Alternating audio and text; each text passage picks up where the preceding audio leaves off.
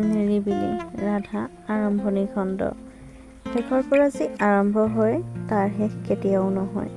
প্ৰতিটো কাহিনীৰ শেষ থাকিবই যে লাগিব তাৰতো কোনো মানে নাই। কিছুমান কাহিনীয়ে শেষ স্বীকাৰ নকৰে, শেষৰ সৈতে যুঁজি নিজৰ এটা বাট সাজি লয়। কৃষ্ণচূড়া বুলিয়ে বাট এটা কেতিয়া সেন্দুৰীয়া হৈ পৰে সেয়া উমান লেখকেও নাপায়। কাহিনীবোৰৰো নিজাকৈ এটা উপকাহিনী থাকে, য'ত চৰিত্ৰবোৰে নিজৰ সৈতে কথা পাতে।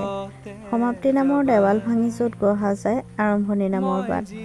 11 মহলাৰ ওপৰত এটা আটক ধুনীয়া ফ্লেট। সোমোৱাৰ দুৱাৰখনৰ কাষতেই বোৰ্ড এখনত লিখা আছে ভালপোৱাৰ কাঞ্চন, আৰু তলত দুটা বিশেষ নাম। তাৰ পৰা সোমায়ে বৃহৎ লিভিং ৰুম, তাৰ সোঁফালে পাকঘৰ। পাকঘৰটো পাৰ হৈ এটা গোঁসাই ঘৰ, ৰাধা কৃষ্ণ যুগল মূৰ্তি এভাগ আছে। লিভিং ৰুমটোত সন্মুখৰ ফালে আধুনিক সোফা আৰু ৱালত লাগি এখন ডাইনিং। ৰুমটোৰ সিফালে আন এযোৰ সোফা, সন্মুখত প্ৰকাণ্ড টিভিটো। ৰুমটোৰ বাওঁফালে 3টা ডাঙৰ বেডৰুম আৰু এটা অলপ সৰু সৰু।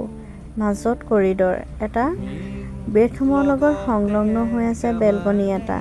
সেই বেলকনিটোতে থিয় হৈ তলৰ মহানগৰখন চালে সন্ধ্যা ৰাগিনী বৰুৱাই।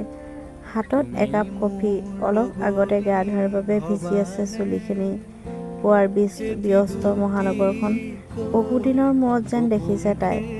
এখন প্ৰখ্যাত কলেজৰ সহকাৰী অধ্যাপিকা সন্ধ্যাই ৰাতিপুৱা এনেই এইদৰে ৰ'বলৈ সময় নাপায়। পিছে আজি তাই ছুটী, সেইবাবেই এইকণ সুযোগ এৰিবলৈ মন নাই তাই। পাকঘৰত কাম কৰা ছোৱালী মনুৱে বাচন ধুইছে, তাৰ পৰা ভাহি আহিছে দুটা এটা শব্দ। কিয় জানো আজি সন্ধ্যাৰ এবাৰ উলটি চাবৰ মন গৈছে। 5 বছৰীয়া ইউনিভাৰ্চিটিৰ জীৱনটো। সপোন যেন লগা কাহিনীবোৰ গেটৰ সিপাৰে এৰি সিহঁত আহি সোমাইছিলহি বাস্তৱৰ কলা বগা পৃথিৱীখনত। তাৰ পাছত কষ্ট, সংগ্ৰাম, যুদ্ধ, আৰু এতিয়া শেষ জানো হৈছে যুদ্ধৰ। এটা হুমুনিয়াহ সৰি আহিল তাইৰ। এনেতে ফোনটো বাজিল। বেলকনিত থকা জোলনাখনৰ পৰা ফোনটো আনি কাণত ল'লে। ৰুণ, গাড়ীৰ চাবিটো? জানো, এইটো আৰু নতুন কথা নে? গৈ আছোঁ ৰ'বা। গাড়ীৰ চাবিটো লৈ এপাৰ্টমেণ্টটোৰ লিফ্টৰ চুইচ টিপিলে সন্ধ্যাই। এৰা, নতুন কথা নহয়। তাই ঘৰত থাকিলে সেইটো কাম প্ৰায়ে কৰেহি। পৃথিৱীৰ হেনো সকলো সলনি হয়, কিন্তু এইটো যেন সন্ধ্যাৰ স্বামী ক্ষেত্ৰত প্ৰযোজ্য নহয়। অৱশ্যে সলনি নহয় বাবেইতো আমি তাক ভালপোৱা বুলি কওঁ।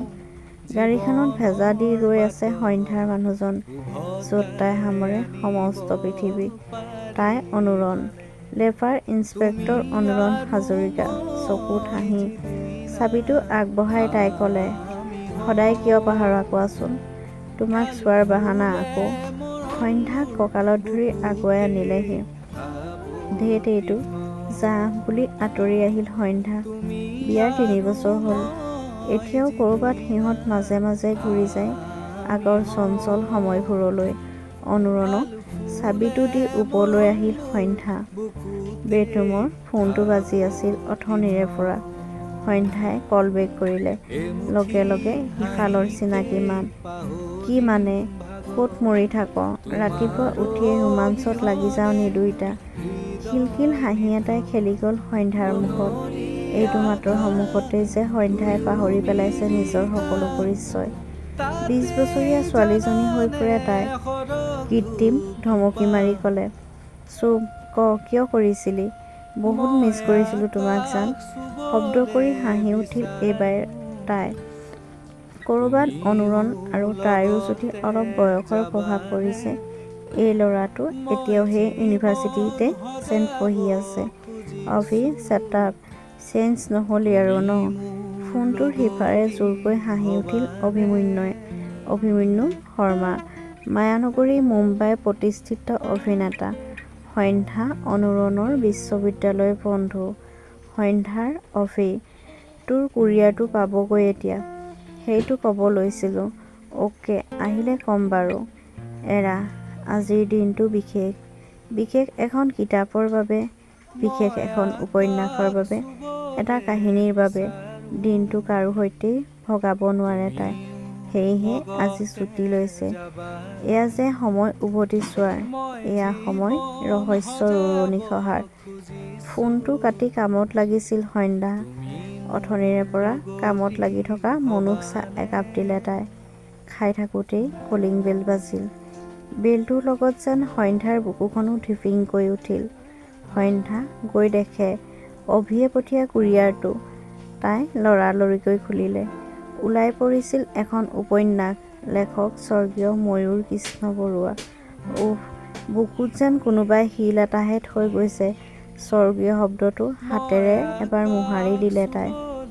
খুলি গৈছে অতীতৰ দুৱাৰ। ভাহি আহিছে পানীমূৰৰ সেই কালিকা লগা দিন। ভয়ংকৰ চিঞৰ। লাহে লাহে উপন্যাসখন মেলিলে সন্ধ্যাই। জিলিকি আছে উপন্যাসখনৰ নাম, ৰাধা। কৌশিক নন্দনৰ কথাৰে মই জুৰি।